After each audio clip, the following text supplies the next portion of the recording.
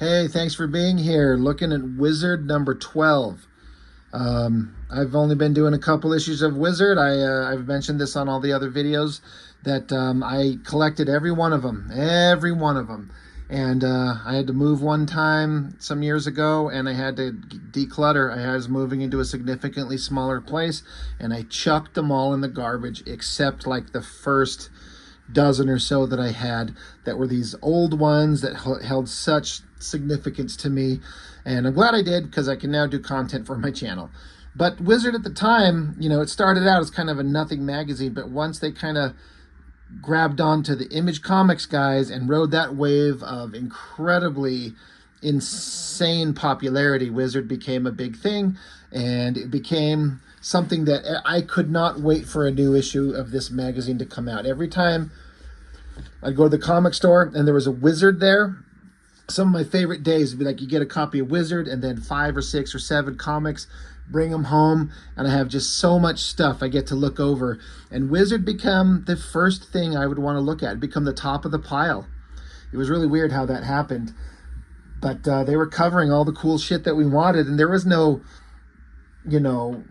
social media or news outlets that were covering this stuff besides things that you would pick up that you would read, and Wizard had all the cool comic stuff we wanted to read. And so we've had an issue with talking to Liefeld about Youngblood and X-Force. We had a issue with McFarlane talking about Spider-Man and Spawn. Now we get to the one that I was most excited for at the time, Jim Lee talking about X-Men and his new book, Wildcats from Image. And holy Lord, was I excited. I was so excited. Jim Lee's art was the best. It was the coolest thing ever. I could not believe how good it was. I was just a complete nut for the work of Jim Lee. And Image Comics is starting.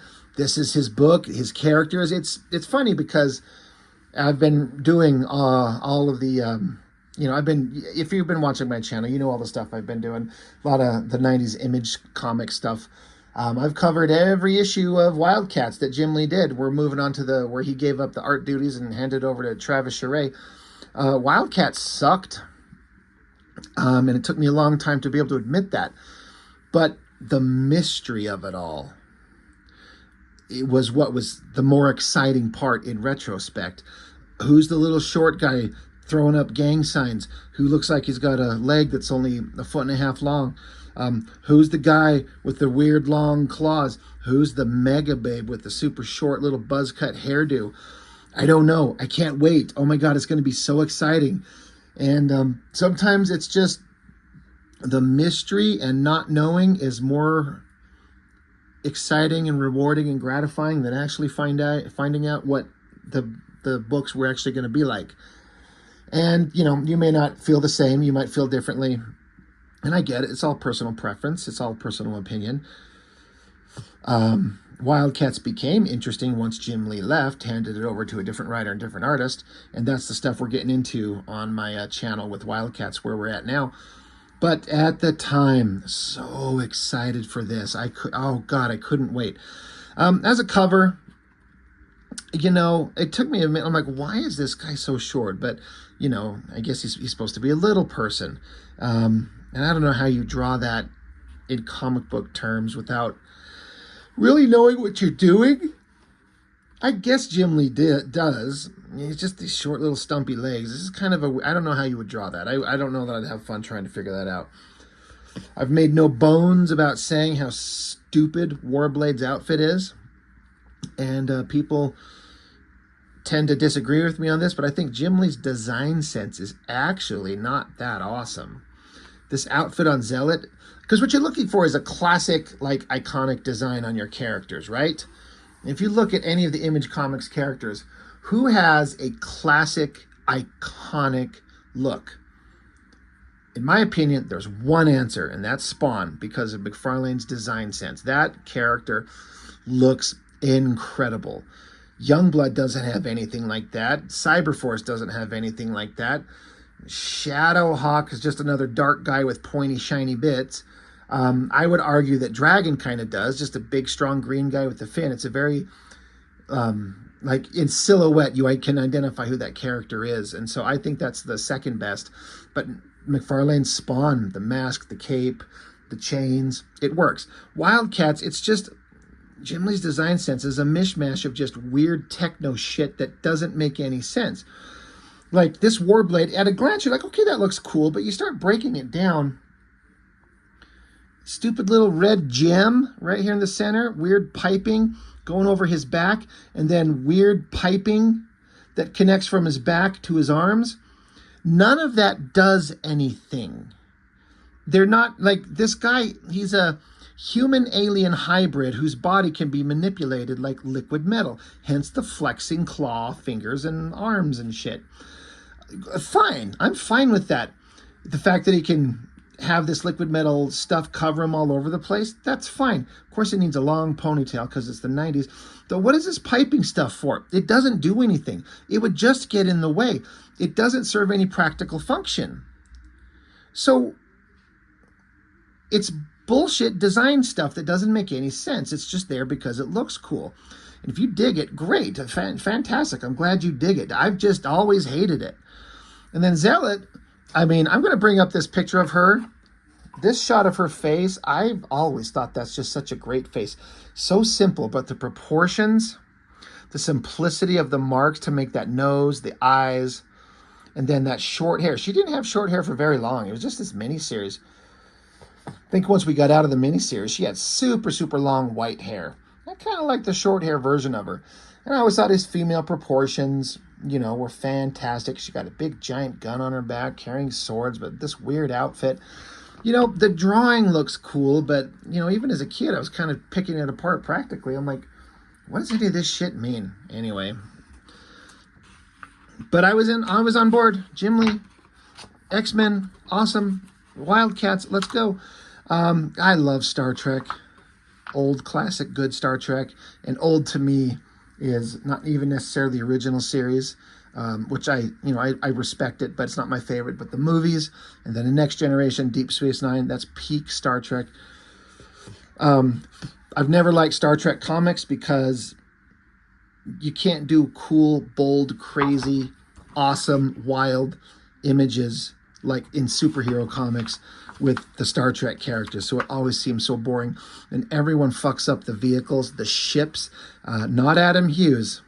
This isn't my favorite era of Adam Hughes. He's still extremely talented, but was not his style of drawing that I was particularly thrilled with. But he got the ship exactly correct, and I wouldn't be surprised if he traced it. I am perfectly fine with that, because if the ships look distorted or their lines are drifting and they're not symmetrical, it ruins it for me. And so that is a great shot. I've always heard Star Trek Debt of Honor, written by Claremont, so it's probably good. Adam Hughes on pencils, Carl Story on inks. It probably looks pretty good, but this is just that era of Adam Hughes, who I have made no bones about being one of my most favorite artists ever. I don't particularly like this early stuff of his. So who cares? Let's move on. Table of contents. I do remember I had this poster, like all these Image comic, or these Wizard magazines. The cover, they had the cover as a poster inside, and I had that thing hanging on my wall forever. I got the classic Psylocke outfit with the Pikachu little yellow design on her little tummy there. So, you know, it's kind of like your standard Wizard thing. You got the awesome story leading everything. Jim Lee right there. Seems like a nice guy. I've mentioned this before, but I met him once a couple years ago. 2016, I think it was. He showed up in town at a local comic shop and I had him sign X-Men #1 and the black and white Batman Hush. Got to talk to him for like 5 seconds, and it was amazing. It was magical. Really, really nice guy. So they just kind of do kind of a conversation with them about, this is like, he's done with X-Men and Wildcats is being developed. It's announced but not released yet. So it's all a mystery. Hence the reason I was going on about that cover, like these characters, like, oh my God, the mystery. The mystery is what's interesting, but the reality turned out to be not that great. There's some interesting kind of points. Like, it's funny, I go back and read these interviews and sometimes there's just a lot of nonsense, but there's some interesting stuff in here. Let's kind of go over them a little bit. They talk about was the separation of Marvel and Jim Lee bad news was amicable. And he says the separation was fine as far as he's concerned. They talk about, Wizards asking, do you think that what they're doing is a kick in the butt to this industry needs to be more fair treatment for people in the business? He says, I think that if we're successful, we will change the way business is done. I said this from the start. I think if we're a viable company and we survive, I don't see why we wouldn't serve as a very attractive alternative to working for Marvel and DC. So, which is true. He talks about maybe there'll be fewer guys leaving the comics industry to go work in advertising because I guess the money could be better. At this time, the money was just about to get really good for certain people. People became millionaires off the Image era, but not everyone was. And so Marvel, they had to up their page rates and royalties, as I understand it, to compensate for the possibility that everyone could just take off and go publish their own shit at this time and could probably make good money. So Marvel, if they wanted to retain some of their people, they had to start changing their practices. So in that respect, Image Comics and what they did was a good thing. Let's see.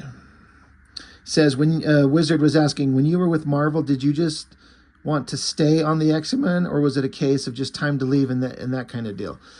And so Jim Lee says, although I've only been on the new title for 11 issues, my first work on X-Men was issue 248, and I started my regular run on 267. So I think I roughly did 20 or 30 issues of X-Men. There's a little burnout when you're drawing the same characters for so long. The X-Men were my favorite characters when I grew up collecting comics, and it's a real kick to work on these characters during my stay with Marvel.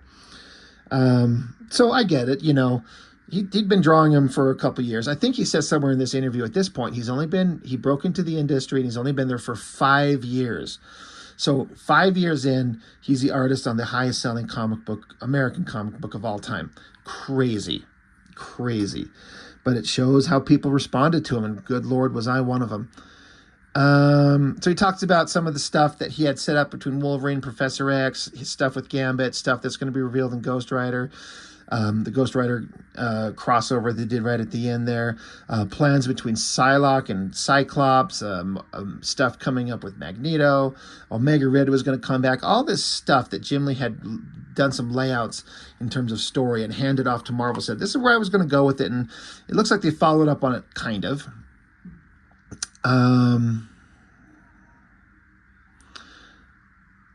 Oh, yeah, they talked about one thing the readers would like to know is, and you don't have to tell us if you don't want to, but which of the X-Men is going to betray the team? So that was that whole Bishop thing where he comes from the future and said, one of the X-Men, one of this team betrays everyone and they all die.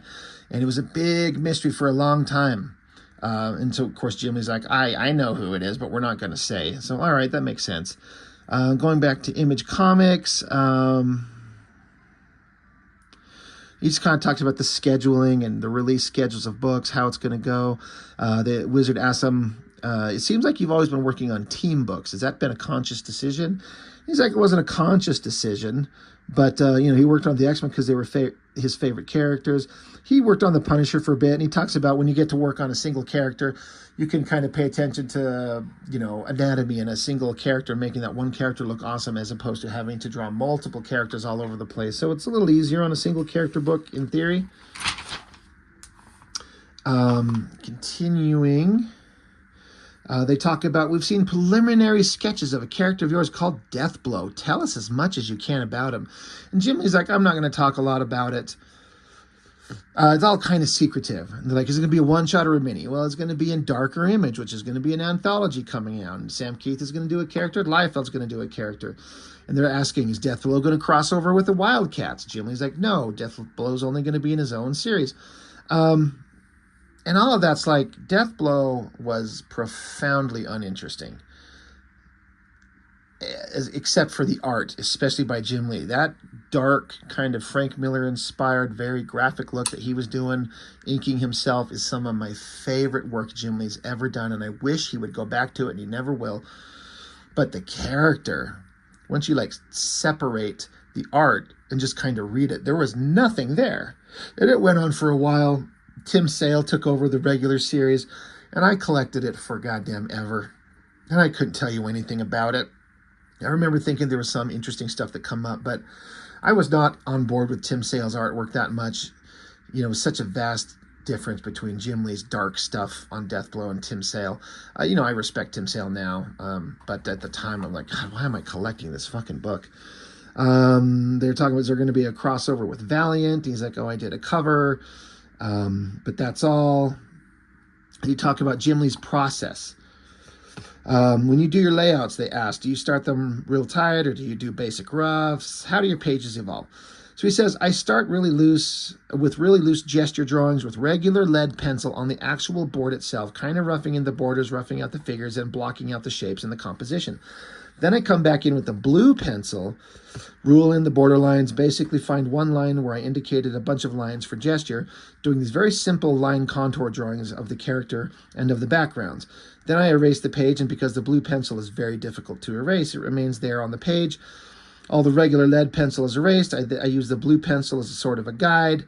So he basically, and then roughs in, you know, it gets a regular pencil back over the now blue pencil and comes up with this final pencil drawing. And so I understand all of that. I mean, I do a similar-ish thing, except I just use the blue pencil because the blue pencil I use is an erasable one. So you can kind of get on there with that soft blue pencil, get your kind of compositions figured out. You just rough in everything quickly and then go back in and tighten it up.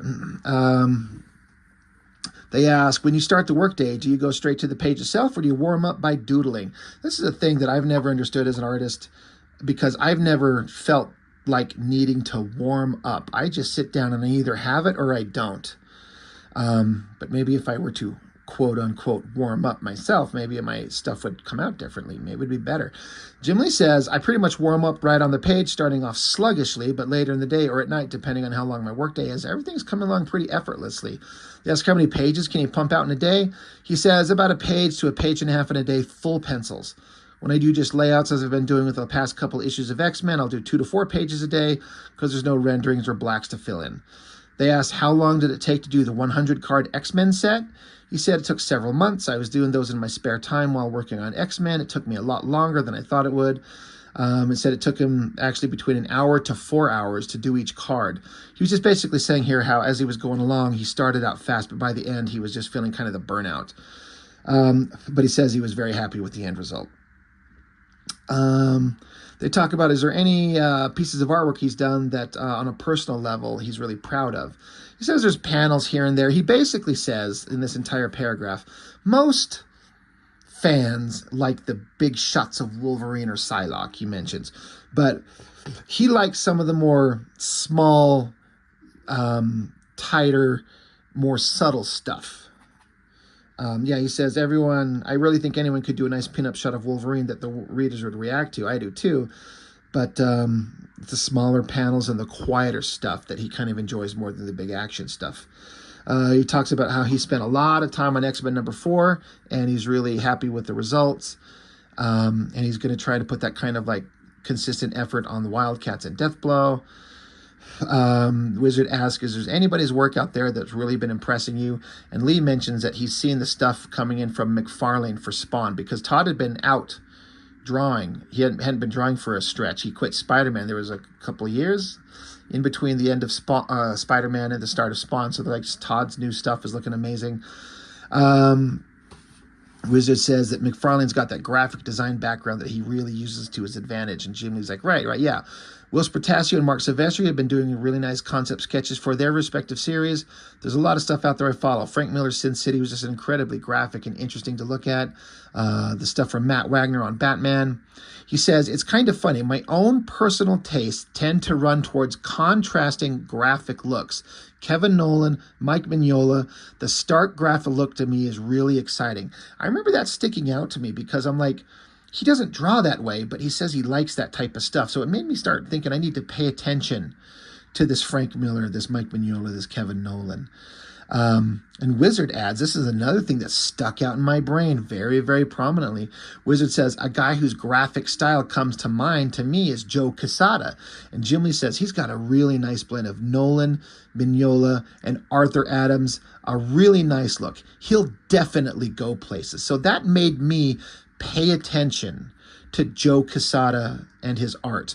And Lee was right. Joe Quesada took off. You know, he had quite the career. So that stuff stuck out to me big time. They talk about who else kind of influenced Jim Lee in the past. Because the Wizard guy says, I see a lot of Avengers era George Perez in your stuff. Jim Lee says, yes, I agree. John Byrne's work was always a big influence. Frank Miller on Daredevil. Barry Windsor Smith, a bunch of stuff like that. They talk about, are there any writers out there that Jim Lee would like to work with in the future? He's thought about doing stuff. Jim Lee says he's thought about doing stuff with Chris Claremont again. I'd love to do anything with Frank Miller, Neil Gaiman, things like that. But he's like, I don't know that many people, so I got to get myself out there. So he's, 5 years in, so he's kind of a new guy, but he's made quite the name for himself. So maybe he can, connect with some other writers later in the road. They talk if any of the Image books are going to cross over with Wildcats, and they talk about here how they're going to be able to kind of cross over if they want, and they're all kind of free to do what they want, and then retract their stuff from the company if they want. Jim Lee also says he definitely wants to do a Wildcats X-Men crossover, which they did, which was overwhelmingly pretty damn amazing in terms of the creators and the artists involved. I've reviewed 3 of the 4. I really need to dig out that 4th one, which was the lesser of them all, but still pretty good. The Wizard asks, is there any, out of all the individual X-Men, do you have a favorite? Jim Lee says not really. He likes Wolverine, but if you like to draw a character in that particular kind of big, strong, barbarian kind of way, Jubilee's a fun, animated, cartoony character. Beast is a big, hunkering kind of muscle-bound guy. Gambit's a very acrobatic character. So he's just like, they're all interesting in their own way. That makes sense. Then they talk about Wildcats. Which one of the characters in Wildcats do you think kids will really hit it off with the kids as individual characters? And I thought this is the most ridiculous thing. Jim Lee says, for me, I like Imp. Jacob Marlowe, the little person guy. Jim Lee likes him and cites him as the character he thinks that potentially maybe, because the question is, who do you think kids will respond to? And he's like, I don't know, I like Imp, the little short guy.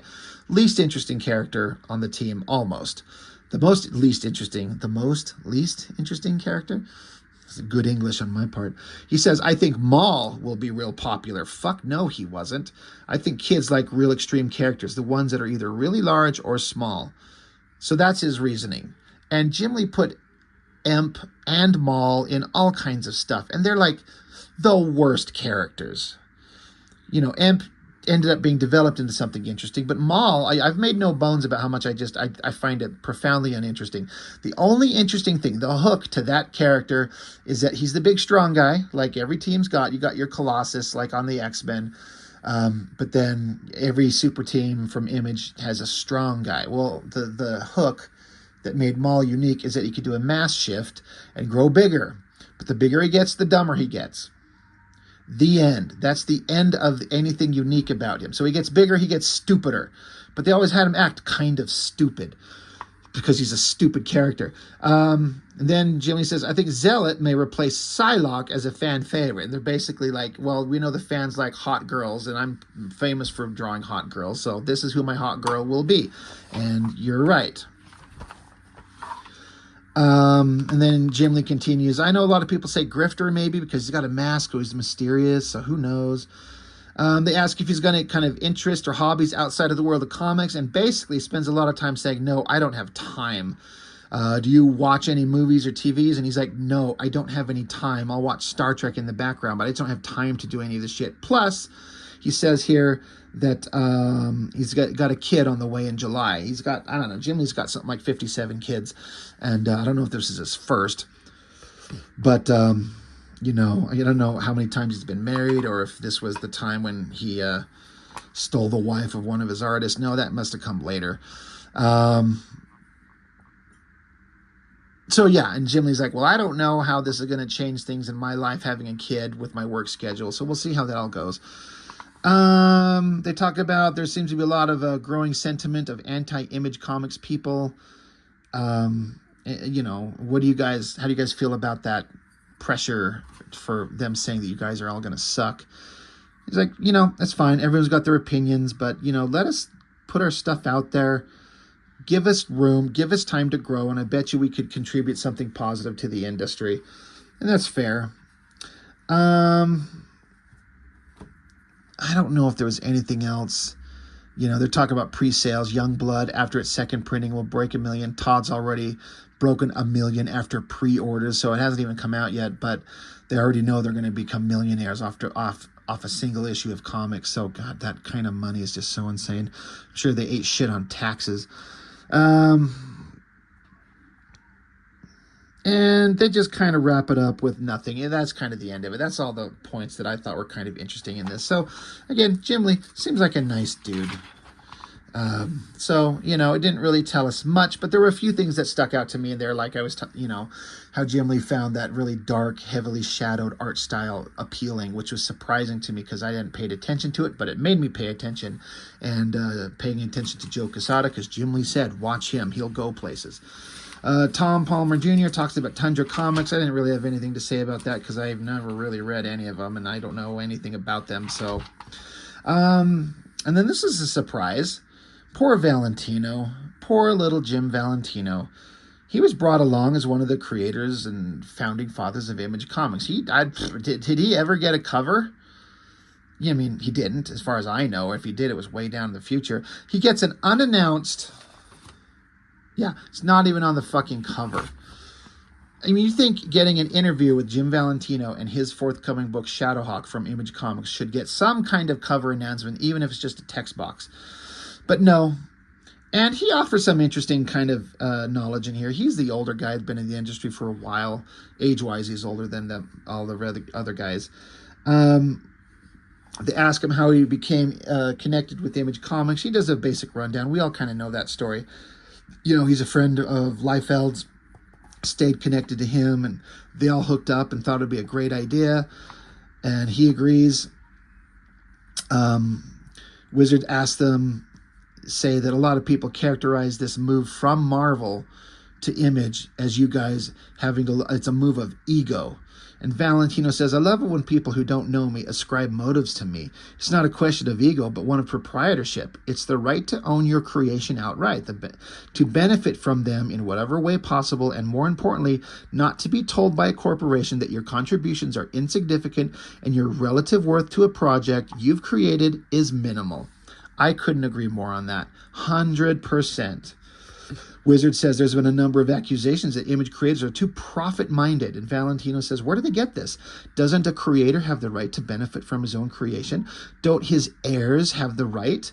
And if not, who does? How many creators have to die in poverty while corporations benefit from the fruit of their imagination?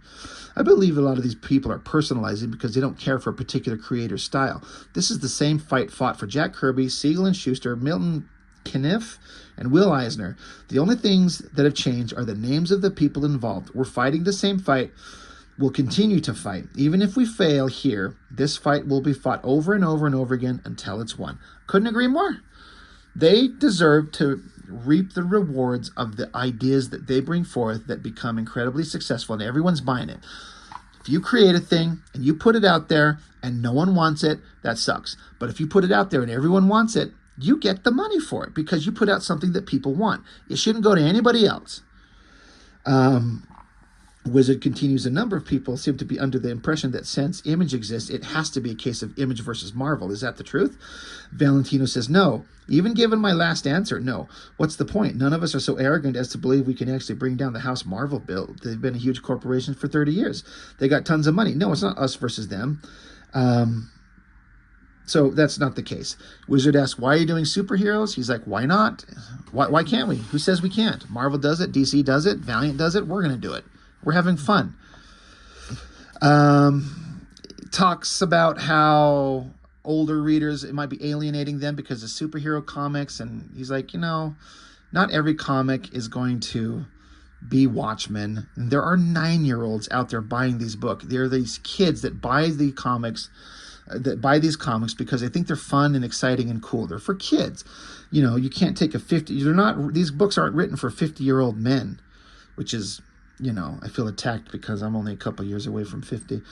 But his point is, like, we're making superhero comics for kids. And it's fun. And people want them. So we're going to make them. So why not?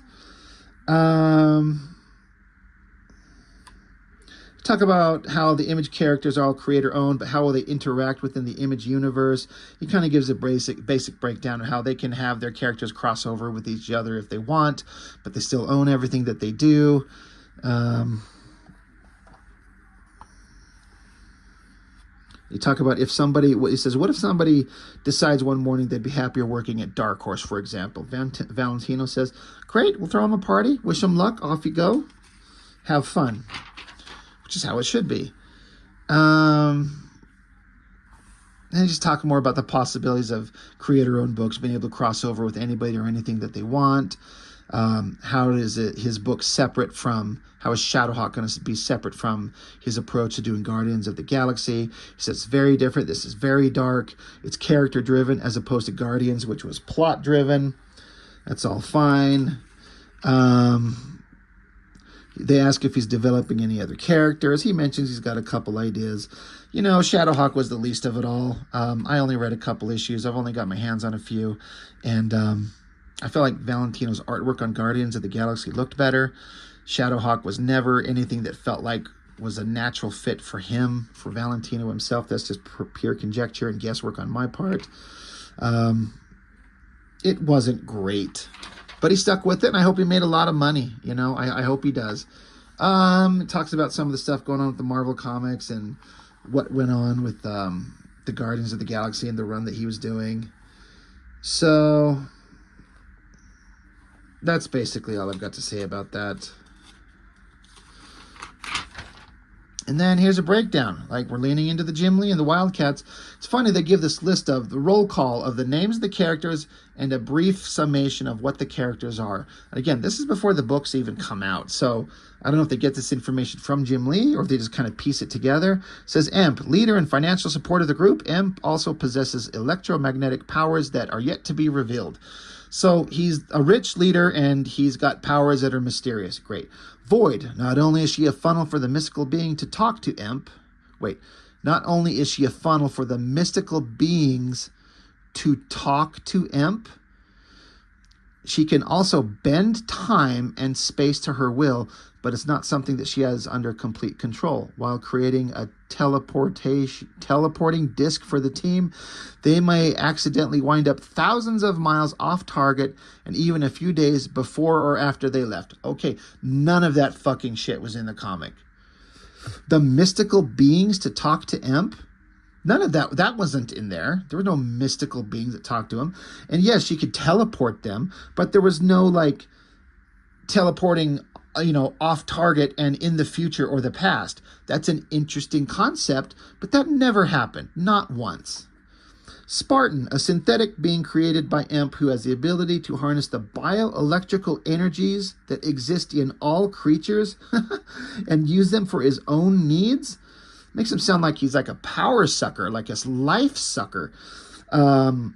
He's also put together better than humans. He's faster, stronger, and more agile. Okay, let me break that down. They could have said a robot that shoots lasers. Zealot, an alien of the same race as Emp, who's aged.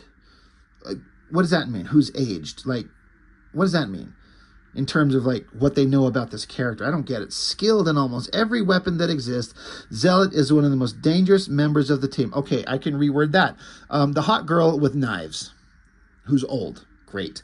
Voodoo. You'll love this. Much like Dr. Dolittle, Voodoo can talk with the animals and when need be, take on certain animalistic characteristics. None of that was in the comic. She's part alien like the rest of them, and she could like telepathically connect with the aliens, sort of. And sometimes she'd turn into kind of an alien-looking thing. It was never about the animals. So this whole Dr. Dolittle. But we could reword that. She's the hot girl with dark hair. Maul. This purple dumb fuck is supremely strong and can increase his mask. But the bigger he gets, the dumber he gets. He's just dumb. Grifter. Ooh, big mystery man.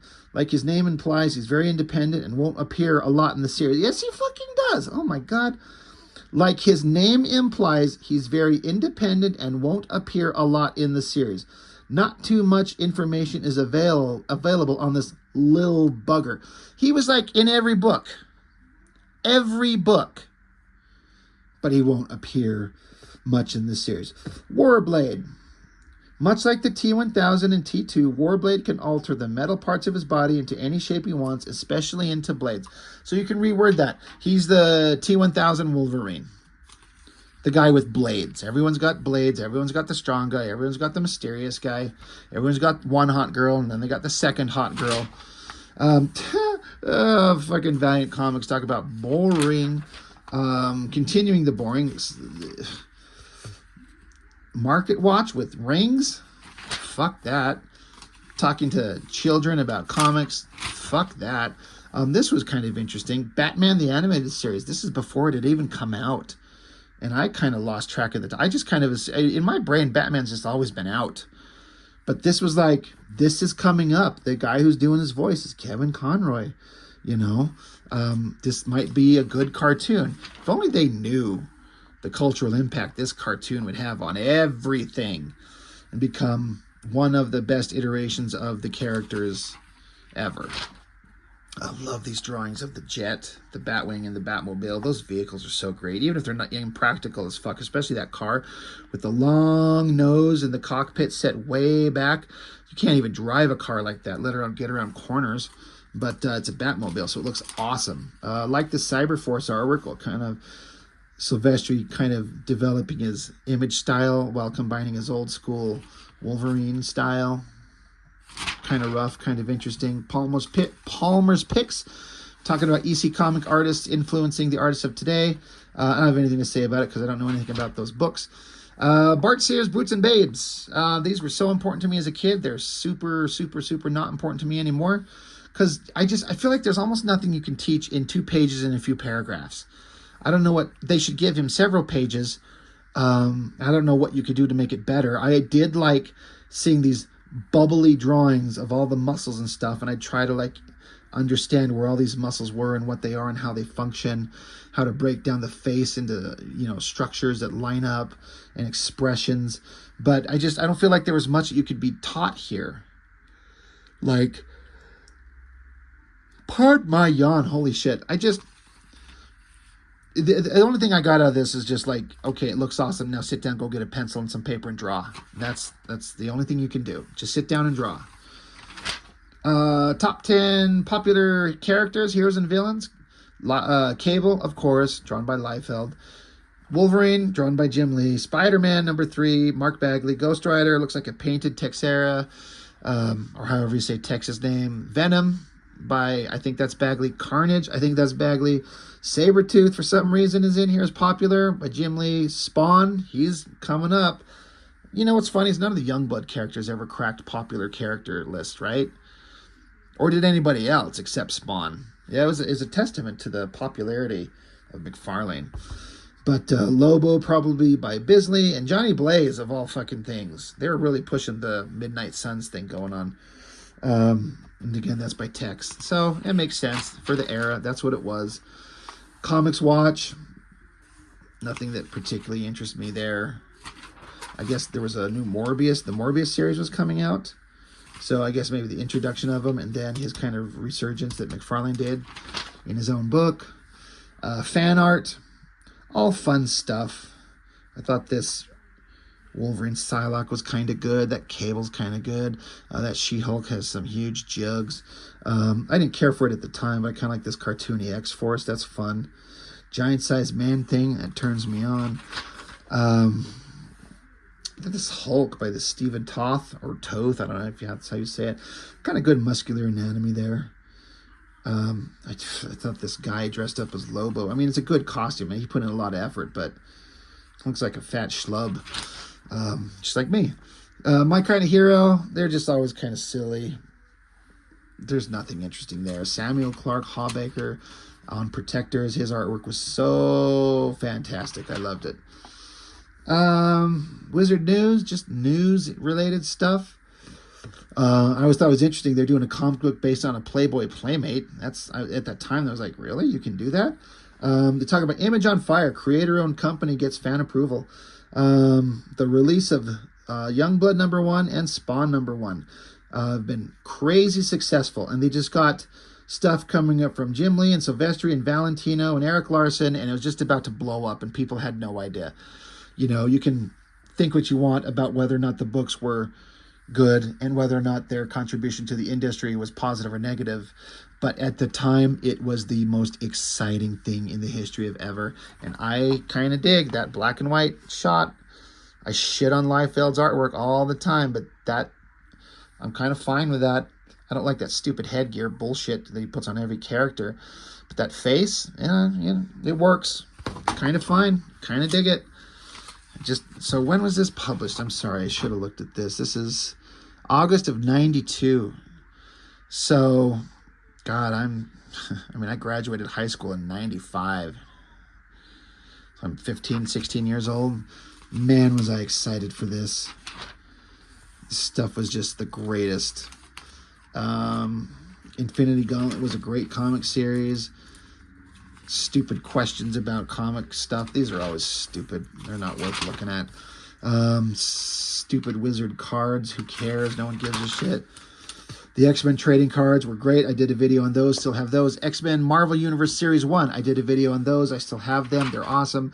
Marvel Universe Series 2. I collected every one of them. Threw them all away. Marvel Series 3. I collected a bunch of them. Threw them away. Because they were just not interesting. Just nothing new, and they just took up space, so I just tossed them some years ago. More cards, who cares? Contests I was trying to write in. I guess I was having a hard time writing in this stupid magazine. I think I was going to try and actually enter.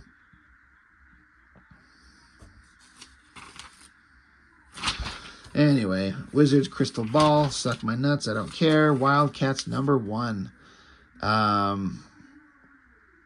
Super exciting. Morbius. It's funny that they take Morbius #1, drawn by Ron Wagner, who's a damn good artist, and they use a McFarlane Morbius. Like, I get it from like a trying to sell you on it.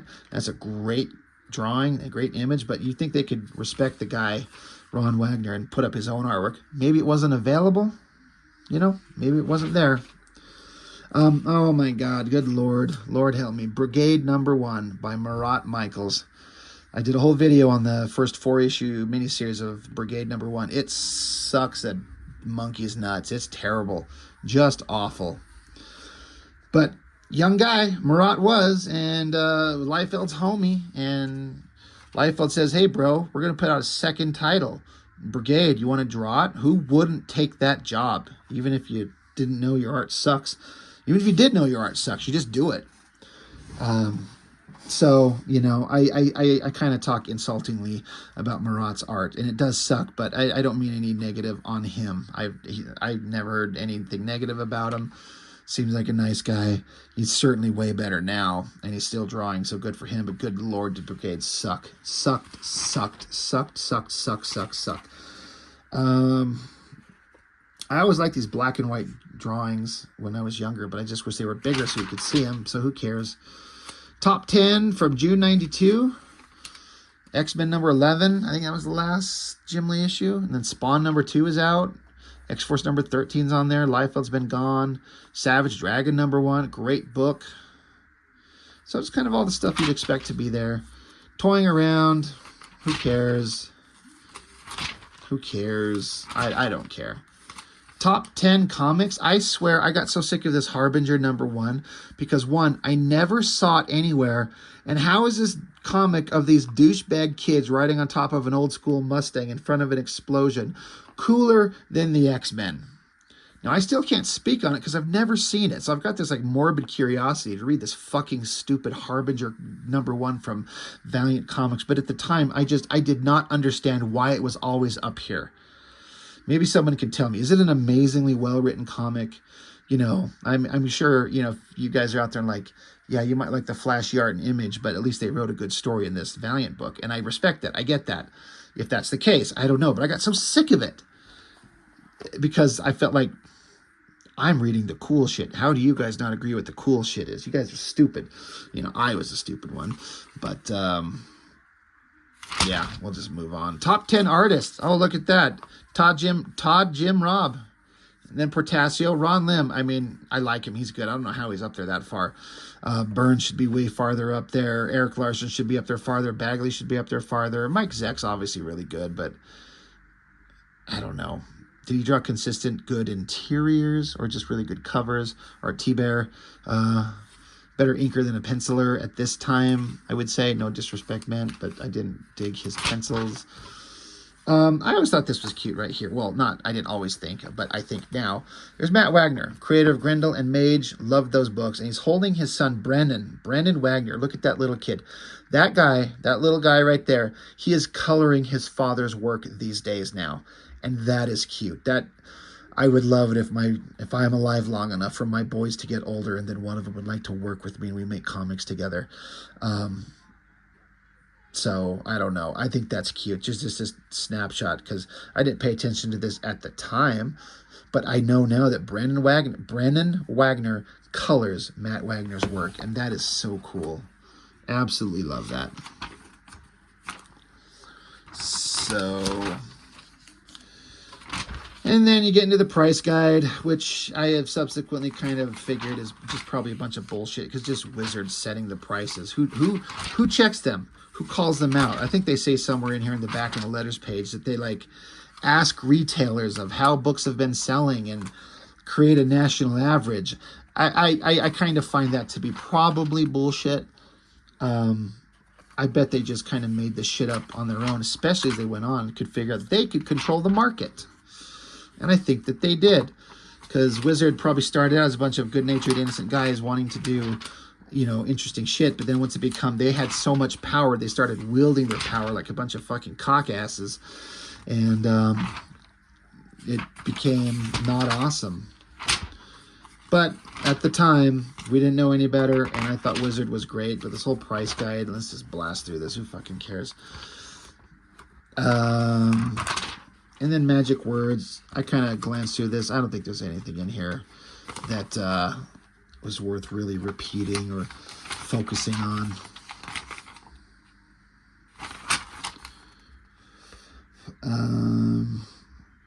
Yeah, fuck it. It's done. That's it. It's over.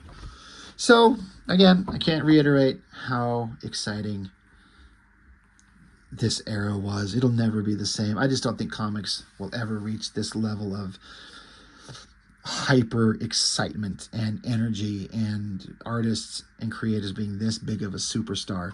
Just comics were kind of a unique medium. There wasn't the deep level of like video games and social media and digital shit that distracts kids and makes kids a bunch of dumbasses these days. You had to read comics. You had to go out of your house. You had to drive to a shop. You had to go spend some money. You had to go mow some lawns or do some chores to earn some cash to go buy the coolest fucking comic books by the coolest artist ever.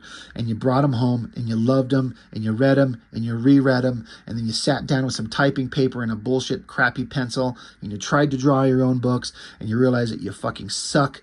You're no good, but you keep going and you go and you copy Jim Lee's Hot Girls sometimes when you're in secret by yourself and mom and dad are gone. You draw a zealot, but you put naked titties on them and then you hide that under your artwork stash so no one can find him until one day your brother goes digging through your shit and finds the titties and threatens to tell your parents, and so you do his chores for you. Like, we've all been there, right? That's how this goes. But it was a magical time, and you know, I consider myself fortunate to have been there to experience this very unique time. And got to share it with just a few friends. I had a few buddies. My older brother was into it. My younger brother got into it eventually. I knew like 2 or 3 guys who were into comics at the time in this small town I grew up in. I felt like I was kind of isolated in as much as how much I loved it and just thought about it and focused on it. And then I also wanted to make comics. I wanted to draw. And I just knew no one else that wanted to draw comics except me in this little small town.